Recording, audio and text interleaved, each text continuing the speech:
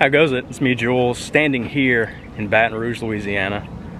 You can see the state capitol behind me, and today I'm going to be exploring not just the state capitol. I'm going to be going up there a little later, but behind me is Capitol Park Museum, a Louisiana history museum right here in Baton Rouge.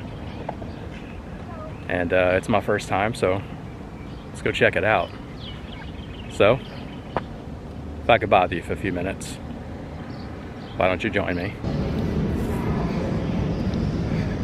All right, so right off the bat, I see the structure of a riverboat, or the house. See the wheelhouse up there of the riverboat. All right, does anyone know what is the Louisiana state bird? That would be the brown pelican. Let's see if I'm right. The Louisiana brown pelican. You could see a mother pelican and her 3 young on the state flag. Now this is a very interesting submarine here. It's something you wouldn't think of, I guess, when you think submarine. I mean, just the scale of this thing in comparison to like your typical submarine, it is way smaller.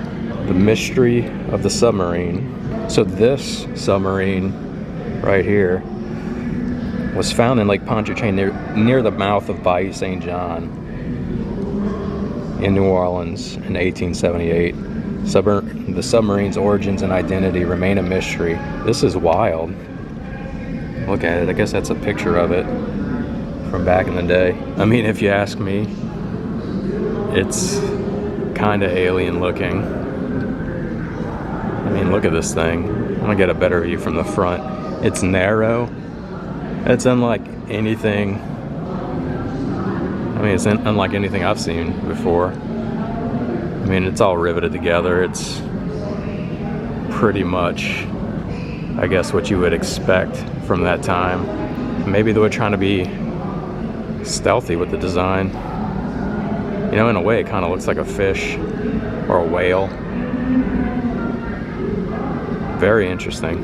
And speaking of marine vessels, they've got a full-scale trawl boat here on display.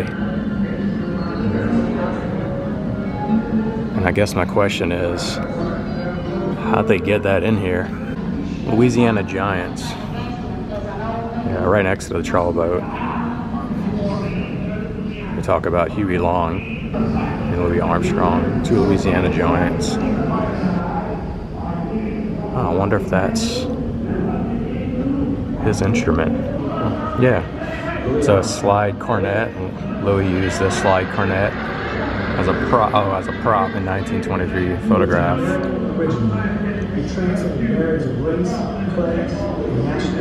That must be the photograph. So how old was Louis when he learned to play the horn? I don't actually know this. He started playing cornet at age 12. By the time he was 13, he led the wife's home band. Louis and Kids in Queens, New York in 1970. Yeah, that's a pretty good quote. Just want to say music has no age. There's no such thing as on your way out. As long as you're still doing something interesting and good, you are in business as long as you are breathing. Yeah. Louis Armstrong. Here's Louis Armstrong's bugle here on display. I do believe, I do indeed. There's a bit of history. And of course, Huey P. Long's a big name here in Louisiana. He rose here pretty quickly in Louisiana politics. And I know his name, of course, from the Huey P. Long Bridge out in Jefferson Parish that crosses the Mississippi River. I used to cross this bridge actually every day for like 3 years to go to work. I'm gonna go check out this trawl boat. This interests me quite a bit. The whole world. I couldn't meet anybody else but the man with the golden trumpet, Louis Armstrong. Louis?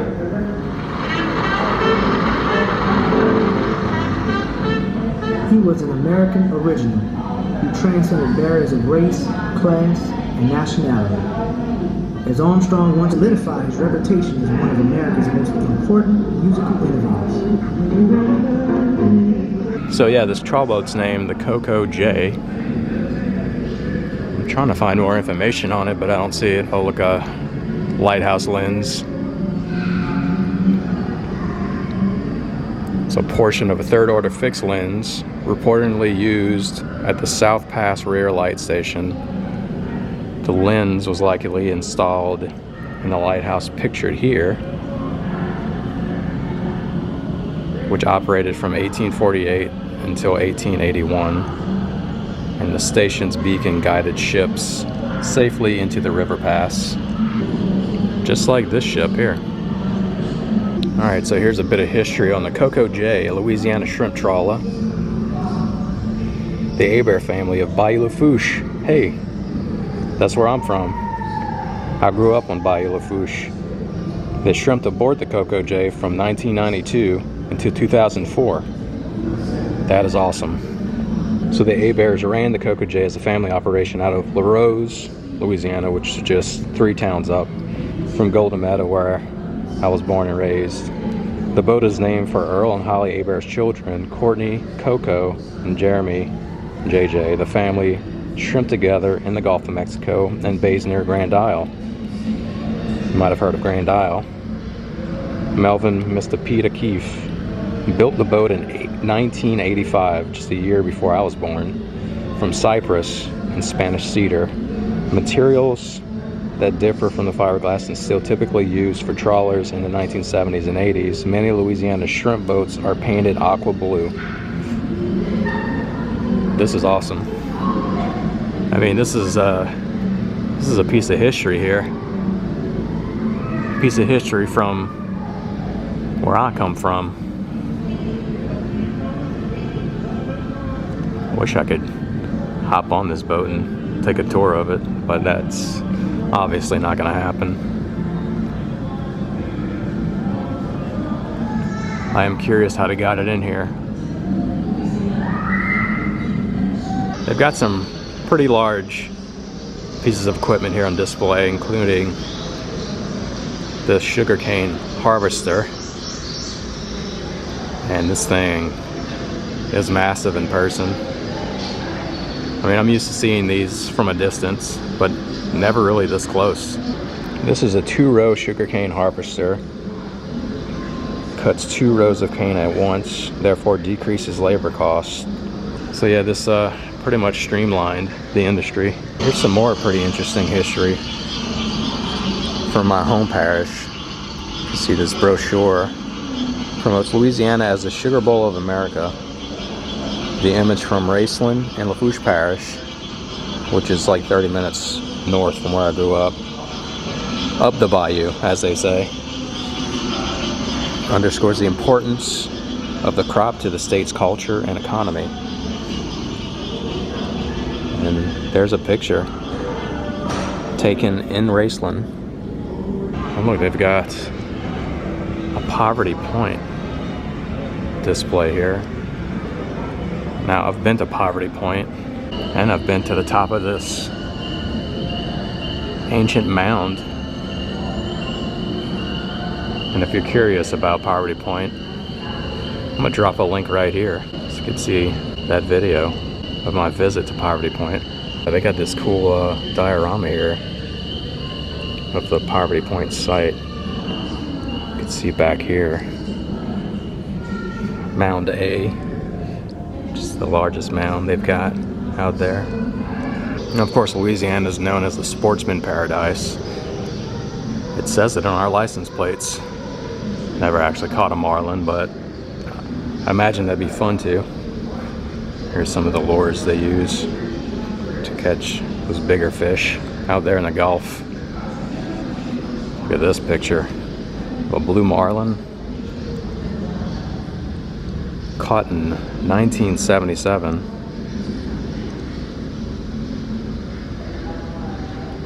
That's impressive. Fishing in Louisiana. Love me some fishing. Bountiful waterways and wetlands contain a wide variety of fresh and saltwater fish species, and I'm familiar with a few of them. Of course, redfish, speckled trout, flounder, all good eats here. And I've been to a few fishing rodeos. And yeah, the Grand Isle Tarpon Rodeo is one of them. Growing up on the bayou, that's one of the many things to do down there. And of course, there's hunting here. I'm not a big hunter, but I've been alligator hunting before, just a couple of times. Look at this guy, alligator brake light. The stuffed alligator lamp was placed on the rear window shelf of an automobile and wired to the brake light. Such lamps were popular in the 30s and 40s. Stuffed toy alligators have been popular tourist souvenirs. It's true. In Louisiana since the 1890s. Yeah, you could see a lot of alligator head souvenirs at local gift shops. This I've never seen before. This is new. He's kind of cute. An alligator brake light. That's a first for me. There's a lot here in this museum that I'm not showing, but I highly recommend you come out here, check it out for yourself. All right, I'm gonna head out of this part and go upstairs. Look at this guy. This heron was part of the Feed Your Soul float built for the 2022 Tournament of Roses Parade in Pasadena. Yeah, that was just last year. Greetings from Louisiana. Look at that giant crawfish. Louisiana Roots, a unique journey. The unusual blend of people who came to Louisiana created a state that is one of the country's most unique. Yeah, I would agree. I love living here in Louisiana. So yeah, you come in here, you could pick your route. Acadiana, which is southwest. That's Cajun country right there. You can go, of course, North Louisiana. That's where Poverty Point is. Or you can go southeast, New Orleans, North Shore area. I guess we'll start here. Greetings from the southeast. Lucky dogs. What is that from? I guess I'll find out on the other side there. So yeah, we're starting here at the Louisiana's capital. Exactly where we are today.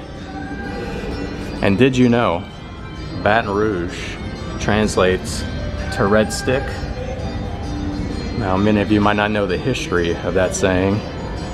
I recommend you look it up. As it says here, many theories exist about the purpose of the red pole encountered by French explorers in the area of present-day Baton Rouge. These are different ways to say New Orleans. La Nouvelle Orleans, New Orleans, of course. Nolans. We actually don't say that here. We say New Orleans. I say it New Orleans. You could say it if you want to pronounce New Orleans. I guess that's the correct pronunciation there. Or New Orleans. Yeah, I've said it that way too. New Orleans. That's another way to pronounce it down here. New Orleans. I've never heard that one. I've heard the parish. I like this artwork. That's my kind of artwork right here by Bunny Matthews, 2004. How do you say New Orleans? And here's some more artwork by Bunny Matthews. Gotta say, I like this comic art style. So here we are, the Lucky Dogs cart. These vending carts achieved widespread fame when John Kennedy Toole's Pulitzer Prize-winning novel was published in 1980. The main character, Lucky Dog Vendor, embodied the quirky characters found in New Orleans. Okay. You know, it would be cool if they actually served hot dogs out of this thing over here. I mean, I can go for a hot dog right now. All right, so now we're gonna head to North Louisiana, a place I don't frequent too often. Of course, there's Alexandria. I've been there. I've passed through Alexandria a few times. And I've only been to Ruston once. That's way north. That's not far actually from Poverty Point. Yeah, you can find a lot of history in North Louisiana, like the legendary outlaws, Bonnie and Clyde, who were killed by Texas and Louisiana lawmen east of Shreveport, Louisiana. In fact, there's a Bonnie and Clyde museum in North Louisiana I've yet to check out, but plan to. I think very soon. Let's go to Acadiana, my old stomping grounds. And of course, first thing I notice right when I walk in, what is a Cajun? I hear some history. After Acadians settled in Louisiana in the late 18th century, they intermarried with other ethnic groups, including Spanish, German, and Anglo-Americans. It is culturally mixed French-speaking group that became known as Cajuns. Since the 1940s, however, Cajuns have become increasingly Americanized, both in customs and language. Few Cajuns born after 1955 speak French. That's very true. And fun fact, my dad actually spoke fluent French up until the age of about 12, where he was kind of forced to speak English in the schools. It's unfortunate he actually doesn't speak a word of French anymore, but it's one thing I always wish I'd picked up when I was younger. But the French, well, I should say the Cajun French language does live on. So, if you were ever curious what a Cajun was, here it is. And here they've got, well, partially a traditional Cajun cottage. I mean, I would love to own one of these Cajun cottages one day. Here's a miniature version of one.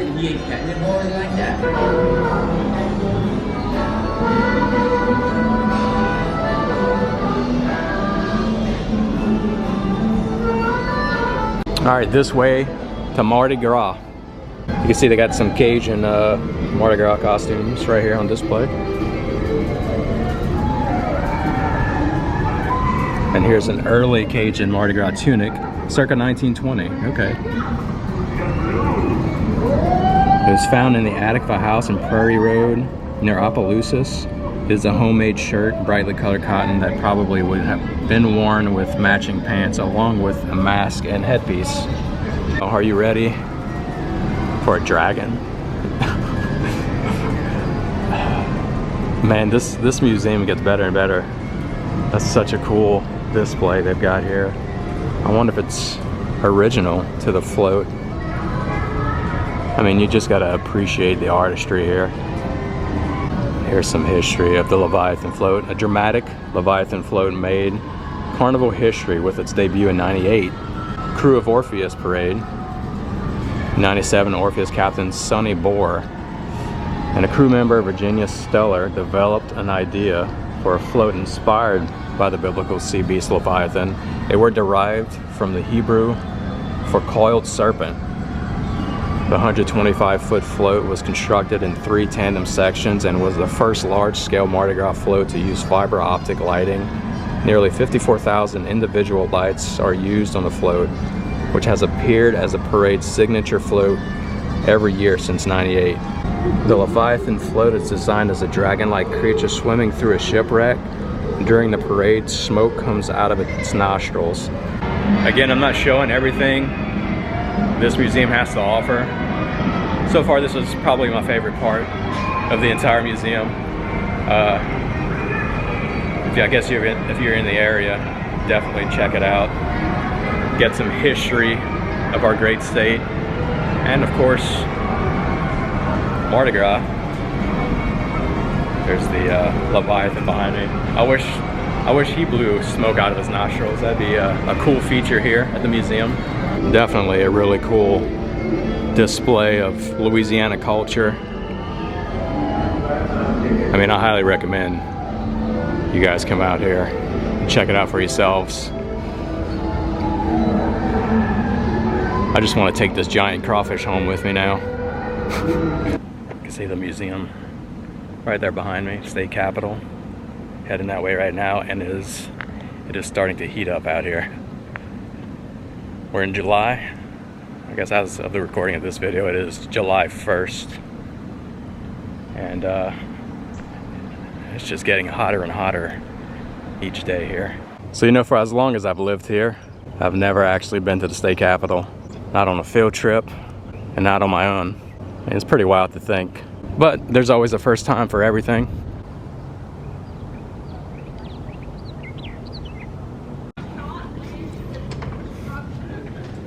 Look at these elevated doors. Are those the presidents carved into the doors there? I guess this is us. Oh, wow, look at that view. Look at that view. There's the Mississippi River, of course. Yeah, and this observation deck wraps around the entire building, so now we're heading back into the sun. You got a really good view of the river here.